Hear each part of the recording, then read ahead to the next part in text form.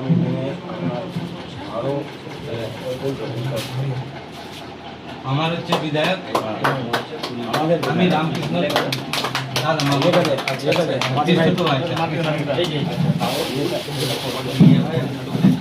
ঝালমুড়িটা খেলাম না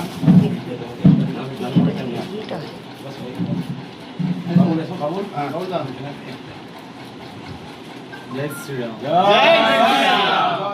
ভারত মাতা কি ভারত মাতা কি যারা যারা পেছনে আছে এদিকে চলে অফ ইন্ডিয়ান জুয়েলারি আর্টিসান অ্যাসোসিয়েশনের চেয়ারম্যান।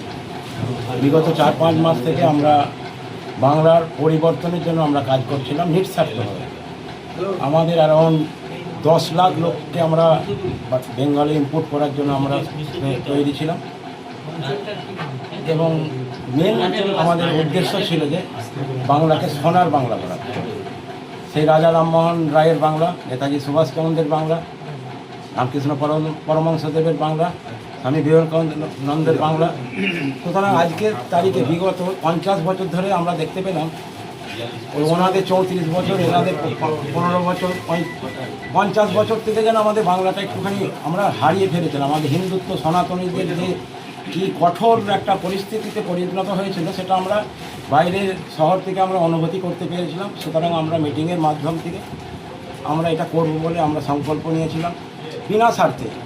আমাদের ছেলেদেরকে কোনো পার্টি থেকে কারোর কোনো সহযোগিতা নেই। আমাদের একটা ছেলে, আমাদের একটা শিল্পী এখানে আসতে গেলে মিনিমাম 10 থেকে 20, 25, 50 হাজার টাকা খরচা। কিন্তু সেই খরচাকে উপেক্ষা করেও আমরা সিদ্ধান্ত নিয়েছিলাম যে আমরা 80% লোককে আমরা বেঙ্গলেতে নিয়ে এসে আমরা আপ টু শুরু করেছিলাম একদম দাসপুর, ঘাটাল, চন্দ্রকোনা, গোঘাট, আরামবাগ, খানাকুল, পুরসুরা, হরিপাল, সিঙ্গুর, মানে আমাদের যেখানে যেখানে থাকে আমাদের টোটাল লাস্টে 26 তারিখেও 23টা ট্রেন ছেড়েছিল।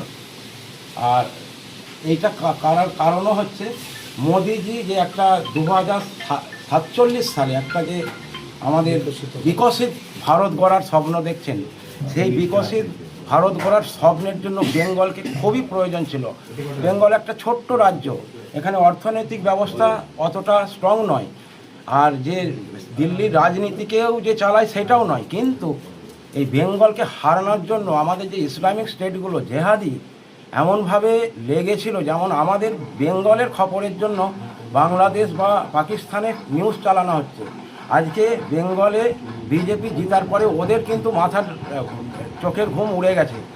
যদি জিতে যেত আজকে এই যে সনাতনীদের কি পরিস্থিতি হতো, মানে দেখতে গেলে সীতা দেবীর অগ্নি পরীক্ষার মতো এটা জিত হলো। এই জিতে সকলের সহযোগিতা, এই সব ছেলেদের, আমাদের কিছু নেই, এই সব ছেলেরা দিন মার খেয়ে করে এখনও যে মানে একনিষ্ঠভাবে ওরা যে পরিশ্রম করেছে। সবার আগে আমি মাননীয় এমএলএ মহাশয়কে তো ধন্যবাদ দেবো। তার আগে এরকম ধরনের যে ছেলেগুলো ওদেরকে 100 কোটি প্রণাম জানালেও আমি মনে করি যে আমি ওদের তারিফের জন্য কম করছি বলে।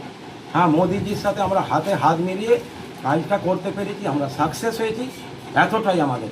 আগামী দিনে ব্যবসা বাণিজ্য, শিল্প, স্বাস্থ্য, শিক্ষা, বিশেষতভাবে নারী সুরক্ষা, প্রশাসনিক ব্যবস্থা উন্নতি হলে আমরা মনে করি আমরা জয় করলাম। খুবই ভালো লাগছে।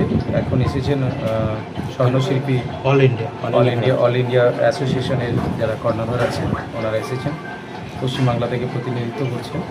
তো সবাইকে ধন্যবাদ জানাই। সবাইকে নতুন বাংলা গড়ার আমরা যে ডাক দিয়েছিলাম সেই ডাকে ওনারা সামিল হয়েছেন। তো সকলের প্রয়াস, সকলের আস্থা, সকলের ভালোবাসায় আমরা পশ্চিমবাংলাকে উন্নততর পশ্চিমবাংলা তৈরি করব। পশ্চিমবাংলার সার্বিক উন্নয়ন, প্রত্যেকটি মানুষের উন্নয়ন আর তার সাথে বিকাশ, এটা আমরা যে লক্ষ্য নিয়েছি সেই লক্ষ্যটাকে আমরা পূরণ করব। আগামী 5 বছর আমাদের সরকার জনসাধারণের জন্য কাজ করবে, এলাকা উন্নয়নের জন্য কাজ করবে।